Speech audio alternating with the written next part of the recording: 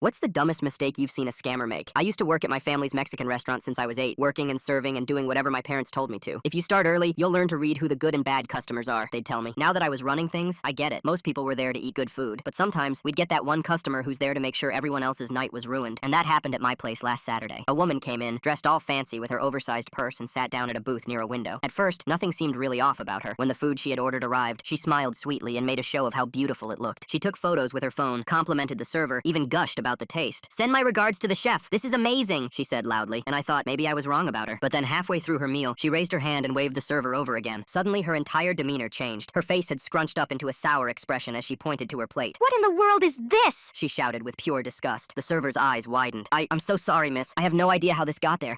This has never happened before," he stammered. She laughed bitterly. "Oh, so first you feed me this, and now you're calling me a liar?" I immediately walked over to see what was going on. That's when I saw it. A small, black, tiny fly sitting on top of her carne asada. "I didn't know you served fish with a side of bug," she yelled. Other customers stared while the ones nearby tried glancing over curiously at her plate. "I'm sorry. I'll get the kitchen to remake your dish," I offered. But just as I picked up the plate, she stopped me. "No, I can't trust anything you make at this plate. I mean, what else will I find next? A bigger bug? Raw food? Disease? What I want is a sincere apology and a full refund. Otherwise, I'm reporting this to the health department," she said sternly, leaning back in her seat and crossing her arms, waiting for my answer. All the alarms went off in my head. This was clearly a setup. We have staff double-checking food every step of the way, but I had no proof against her. Not when the bug was clearly right there on her plate. But a full refund on the most expensive meal we had would definitely be a huge setback. But what else could I do? But just as I was about to agree to the refund, my brother, who ran the other family restaurant down the street, walked in. He took one look at the woman and froze. "You again?" he groaned. "You're the woman who went to my restaurant a few days ago and complained about finding blonde curly hair in your food when none of my staff had blonde hair." He shook his head at her. She turned to me with fire in her eyes. "Is this some kind of setup? You get your buddy to come in here and accuse me of lying so you don't have to give me my refund?" She looked around at the other customers. "You hear that, everyone? They're teaming up on me. I find a bug in my food and suddenly I'm the criminal?" A few customers shifted uncomfortably. She pointed her finger at me. "I'm calling the health department tonight and a lawyer tomorrow. This is harassment. You can't just accuse paying customers of fraud because you don't want to own up to your dirty kitchen." But just as she got up to leave, the little boy from the booth behind her dug through her purse and screamed, "Bugs!" He threw her fancy bag down, making everything spill out. Her wallet, her makeup, and a transparent Tupperware full of hair and dead bugs. The whole restaurant went silent. The woman lunged for it, but my brother got to it first. "Pay for the meal. The one from tonight and the one from before," he said, holding the Tupperware high up over her head. "Or you can explain this little hobby of yours to the police when they get here." She glared at him, then grabbed her wallet, pulled out cash, and threw it on the table. People booed at her while she walked off. Everything settled down quickly after that, and we made sure to give the little kid a free dessert for saving our restaurant.